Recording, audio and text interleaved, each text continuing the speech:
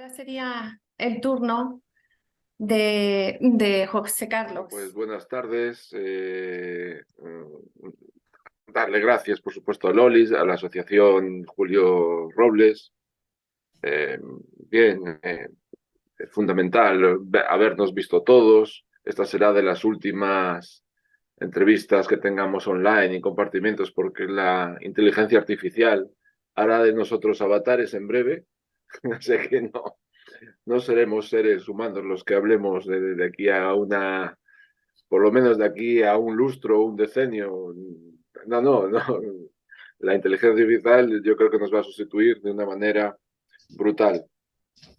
Yo quería primero hablar de mi novela que está en trámite de edición. Agradecerle al ilustrador Juan Fernández, al prologuista Francisco Torres, y a los carteles de promoción que me hace, estupendo, a ver si lo podemos ver después, Daniel, un diseñador de aquí de Coruña. Bueno, Diario de un soldado al servicio del imperio no es más que, bueno, lo que el género literario no es exactamente ciencia ficción, es el contexto de la ciencia ficción, pero en lo que se le suele llamar últimamente la fantasía heroica, ¿no? Vale, cogiendo como fundamento mis lecturas ancestrales de Flash Gordon, del Príncipe Valiente, haciendo una mezcla brutal de Conan el Bárbaro y muchas cosas más, con mi pasión por el cine, por aquel estreno de la primera trilogía en el año 77, 78.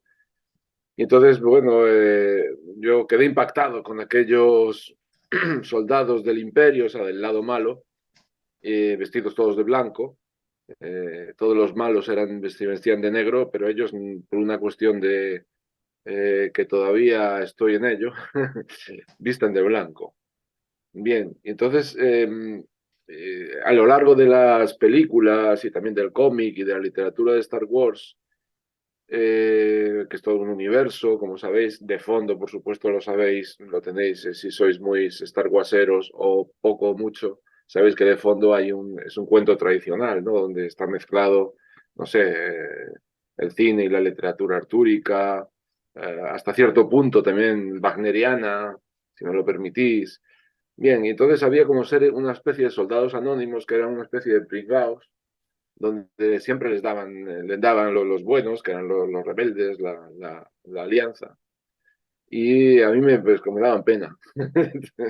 Y llegó un momento en que dije, bueno, esta gente tenía que estar muy de acuerdo con el imperio, eran humanos, no eran clones, no eran ni siquiera alienígenas, luego la cosa cambia, pero en un momento determinado, aproximadamente en la situación cronológica, siguiendo el orden de Star Wars, que respeto escrupulosamente, después de la batalla de Hoth, o sea, eso vendría a ser como en la segunda película de las antiguas, la primera trilogía, el Imperio contraataca, ¿no? Entonces ahí ganan por fin una batalla terrestre y en ese contexto yo sitúo la vida de estos seres anónimos, que se tratan de una manera anónima, creo que cruelmente anónima, pues la vida de lo que es un soldado en el mundo de la galaxia de Star Wars, en su vida cotidiana, ¿no? Su mujer, sus hijos, su casa, sus vehículos, el cuidado de sus armas, su pensamiento también, su formación intelectual. Él viene de una academia, existían las academias imperiales. Bien, pues me meto en ese universo de vida cotidiana, hasta meto música, o sea, quiero introducir la música y hacerme el himno imperial. Venga, vamos a hacer el himno imperial.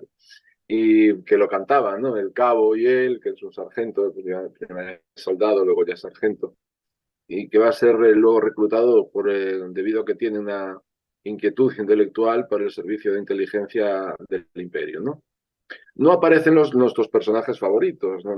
Luke Skywalker, Obi-Wan Kenobi, Leia, cual sido una tremenda admiración, pero no podía ser porque además tienen copyright y eso siempre crea problemas.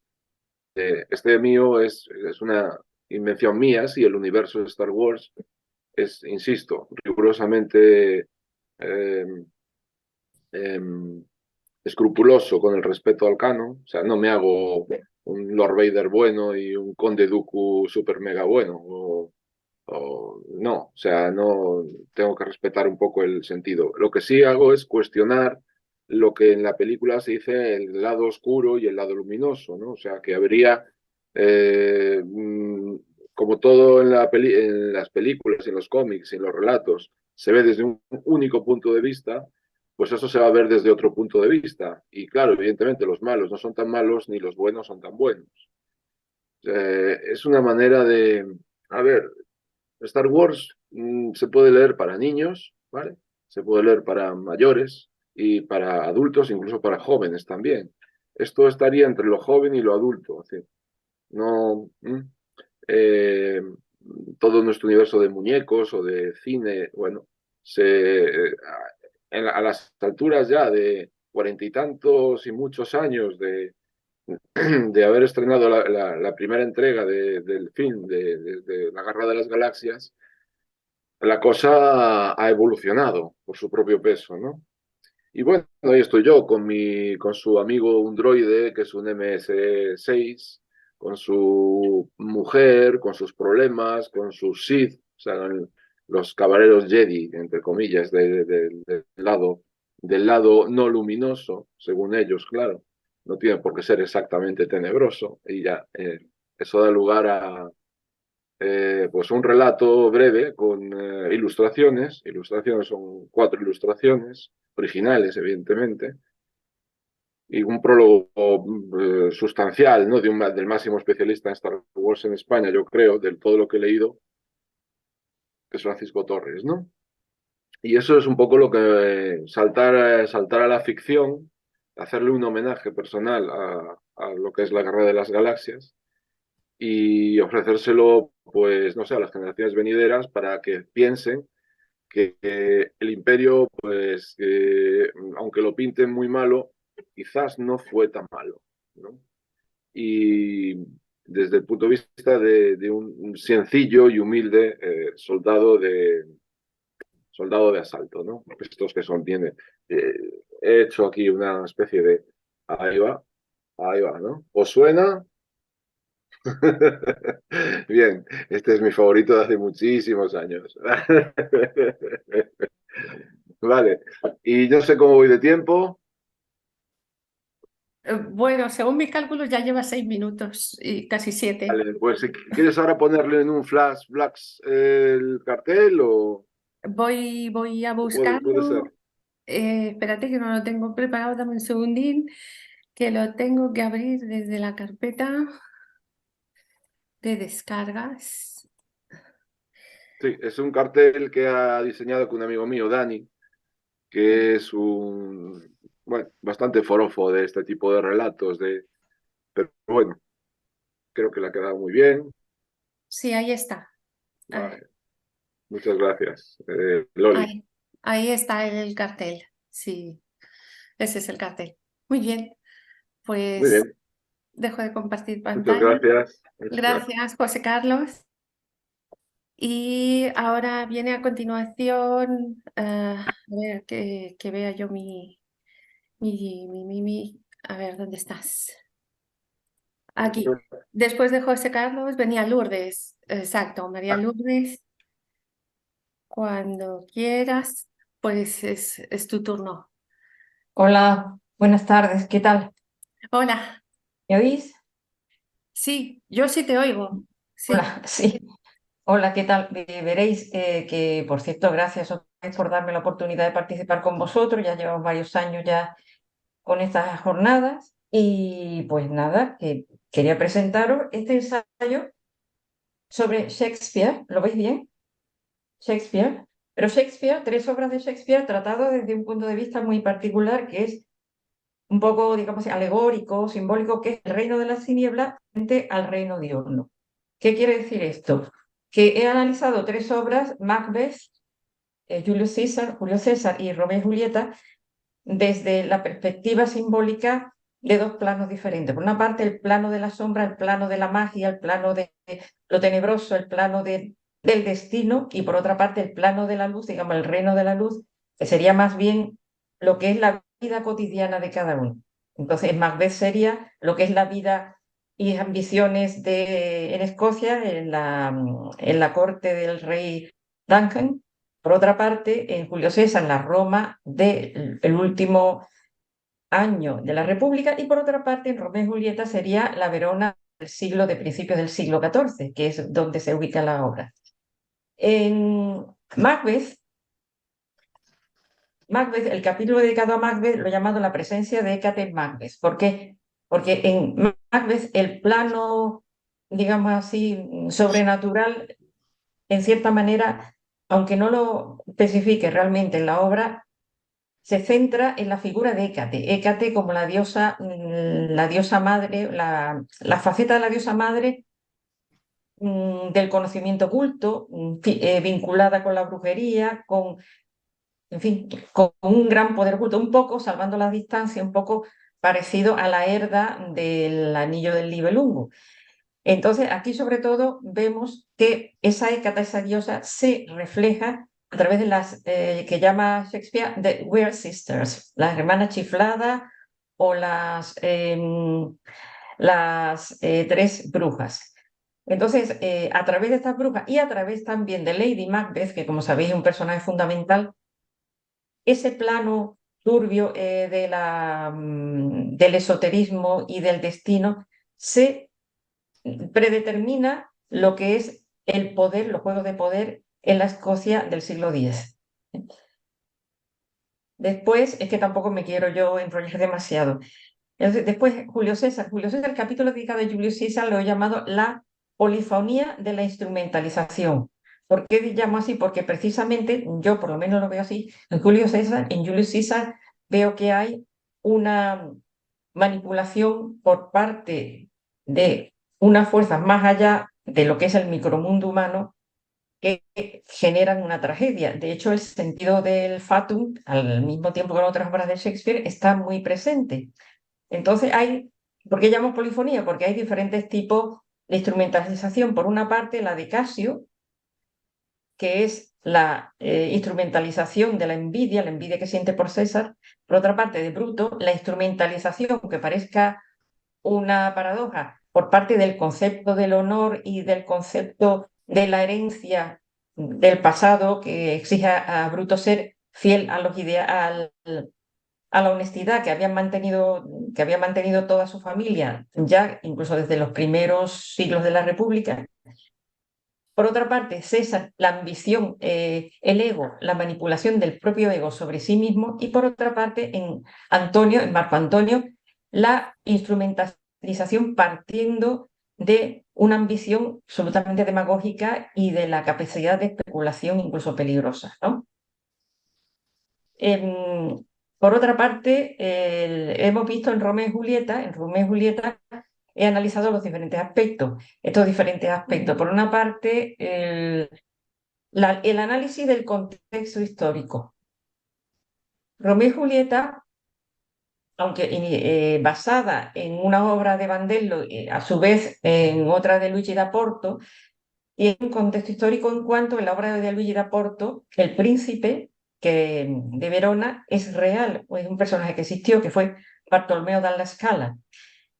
Y también fueron reales los Montescos y los Capuletos, llamados Monteschi y Capelletti, que defendían dos intereses diferentes, y en Romeo y Julieta representan a dos tipos de estamentos sociales y una realidad socioeconómica muy definida, es decir, como el avance de la burguesía mercantil frente a la decadencia de la nobleza feudal. La nobleza feudal estaría representada por los Montescos, y por otra parte los Capuletos representan pues esa burguesía emergente.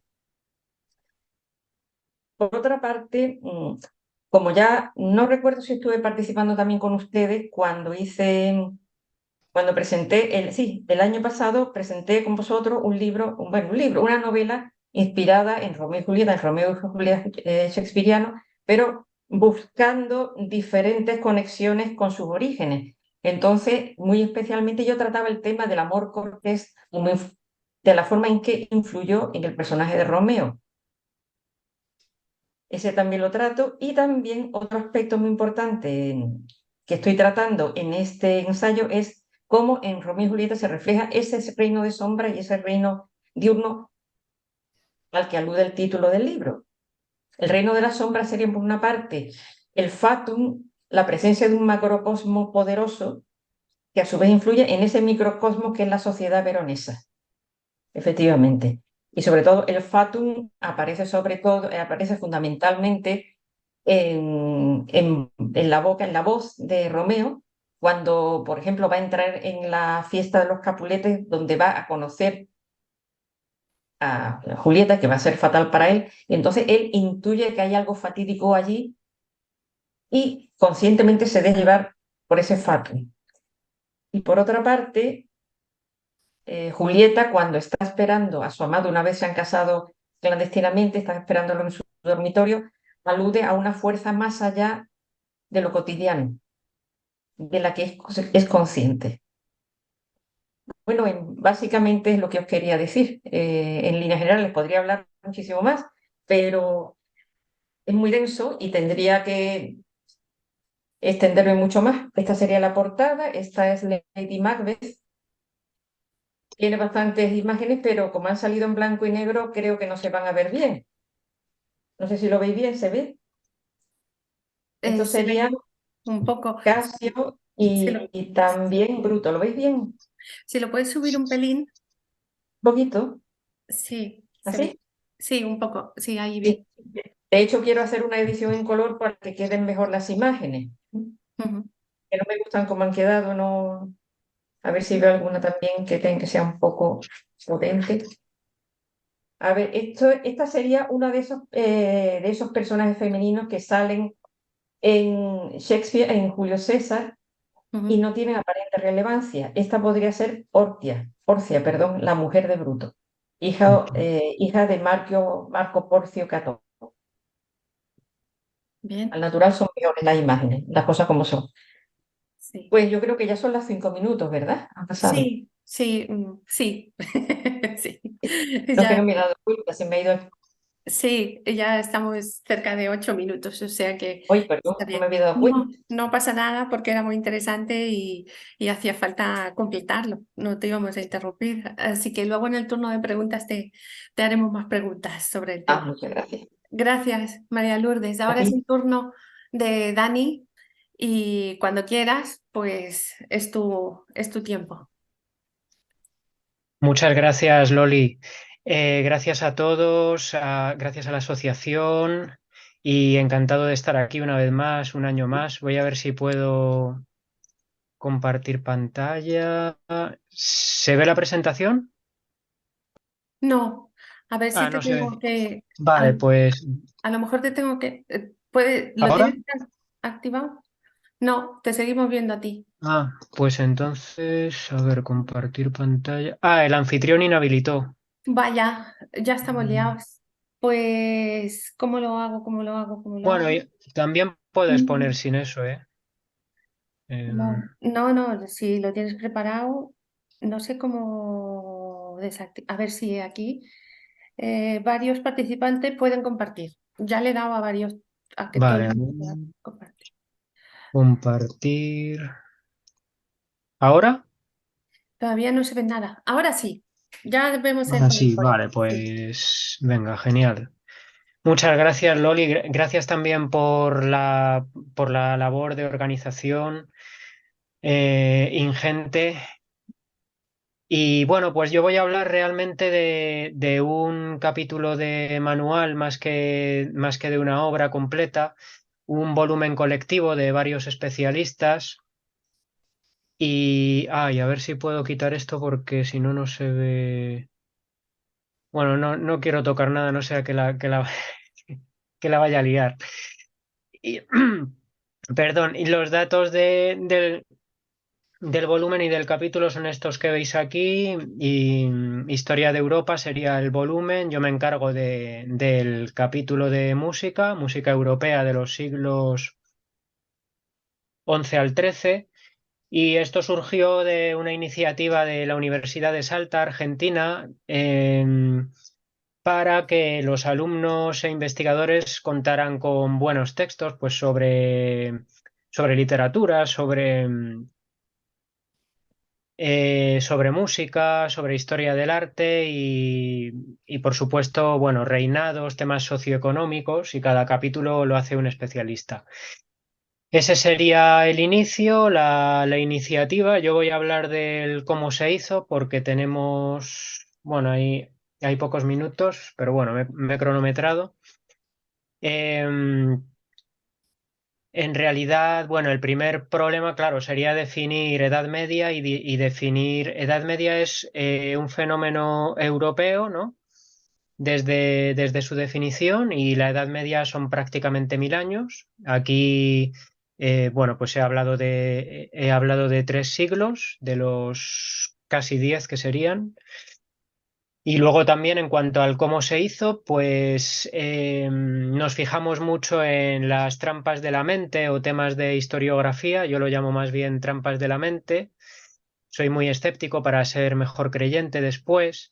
Una trampa sería, pues, por ejemplo, el eurocentrismo o confundir la historia de la música o la historia de la literatura con la historia de la literatura europea. Etnocentrismo, pues pasarían 3/4 de lo mismo.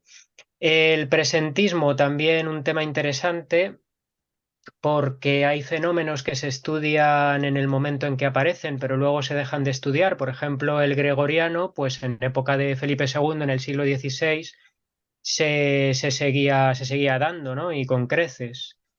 El positivismo, porque tenemos una música de tradición oral, pero una música de tradición escrita, pero también una tradición oral muy rica, por eso hay gente que prefiere hablar de música de tradición escrita mejor que de música culta, porque la tradición oral también puede ser culta.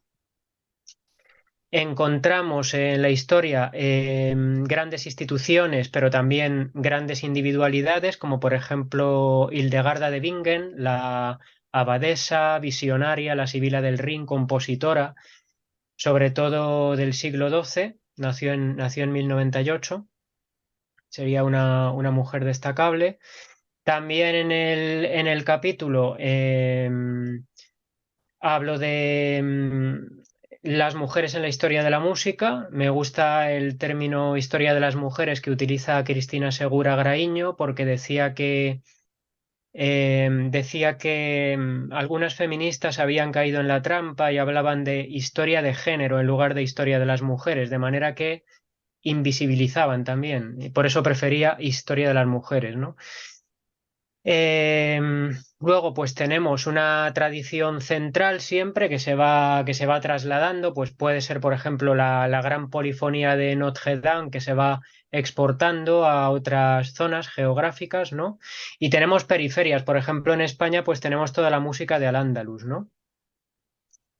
Y luego también hay un tema que creo que es interesante y es el oficialismo frente a otros temas que hoy en día están empezando a salir y que están ocultos, pero no son necesariamente ocultistas. Hay un libro de Luis Antonio Muñoz, Historia oculta de la música, que me gusta mucho. Creo que el año pasado también lo mencioné, y él, bueno, edita y estudia, por ejemplo, antífonas templarias que estaban sin estudiar y todo este tipo de temas curiosos, ¿no? De música de ángeles, la música del maligno, etcétera. Y en la bibliografía, bueno, perdón, que no sé por qué. Hay manuales clásicos y también está este libro de Luis Antonio Muñoz, de Historia Oculta de la Música. Y bueno, pues esperemos para, como decíamos el año pasado, a ver si el próximo año tengo la suerte de presentar el capítulo de Renacimiento y Barroco y poco a poco pues llegar hasta el siglo XX como Loli.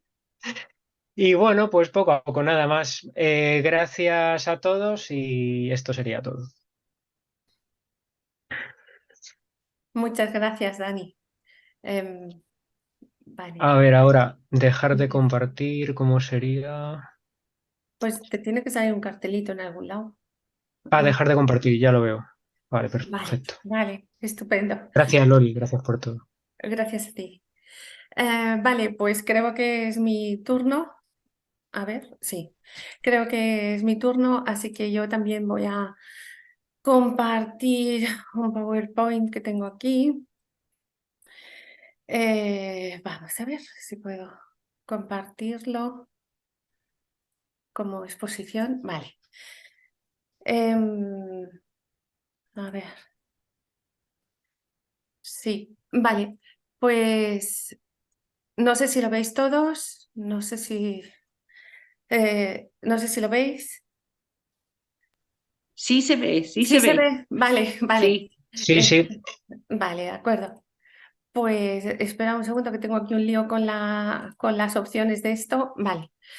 Yo quería iniciar mi presentación diciendo que siempre me he dedicado a publicaciones sobre música y estas son las que tengo hasta el momento, pero en esta ocasión quería hablar sobre un artículo que publiqué a la memoria del doctor Martorell, que lleva por título La enfermedad llamada fibromialgia, diagnóstico y tratamiento efectivo del paciente. El doctor Martorell falleció el 4 de septiembre de 2013 y no pudo sacar a la luz todo su trabajo que está recogido en este documento que yo presento.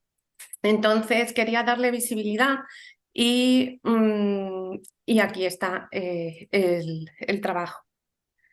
A ver. Bueno, me avisa de que quedan 10 minutos. Voy. Este es la portada del libro y la intención del doctor era compartirlo con todo el mundo, por eso tiene el logo este de Creative Commons. Y aquí podéis ver el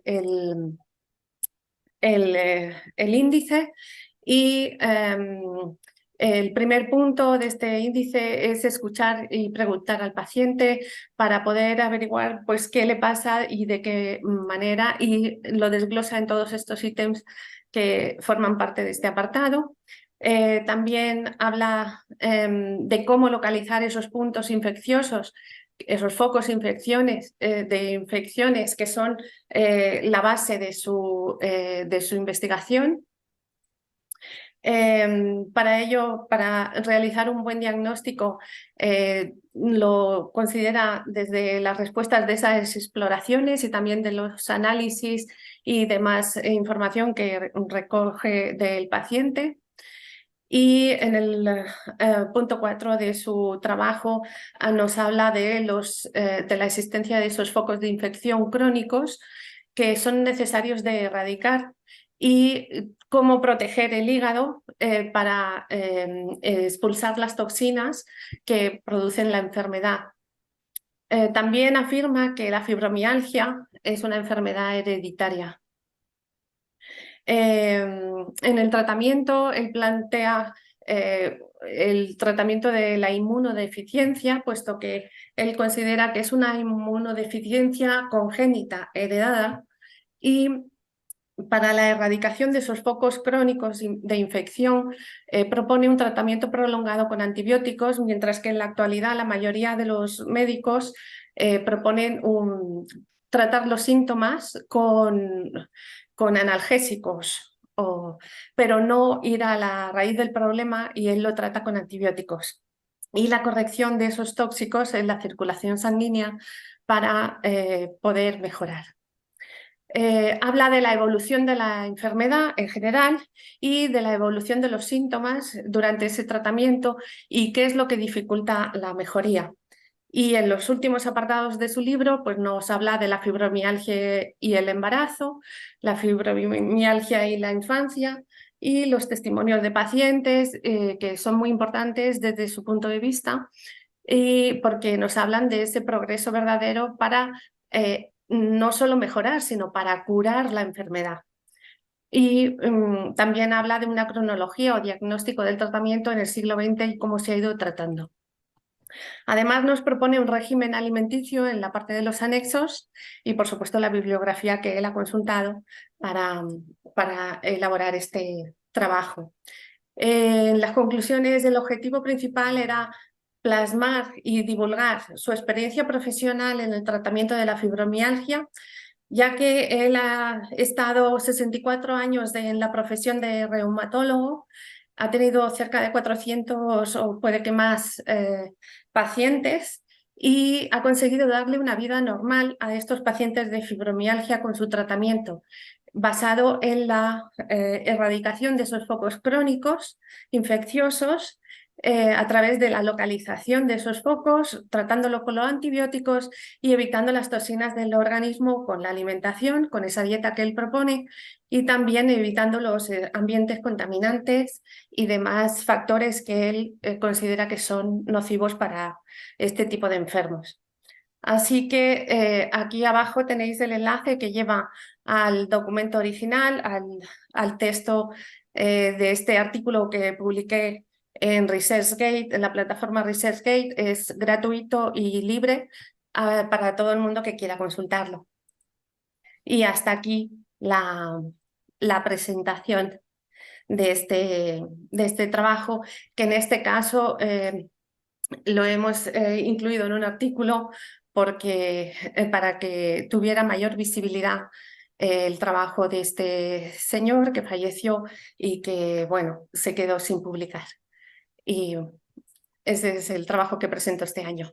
Gracias a todos por escuchar y yo creo que deberíamos pasar a la siguiente sala para no quedarnos para no quedarnos a medias de las preguntas, ¿no? Entonces, pues si queréis pasamos a la siguiente sala y A la de... cerramos esta, a la de las 6 de la tarde.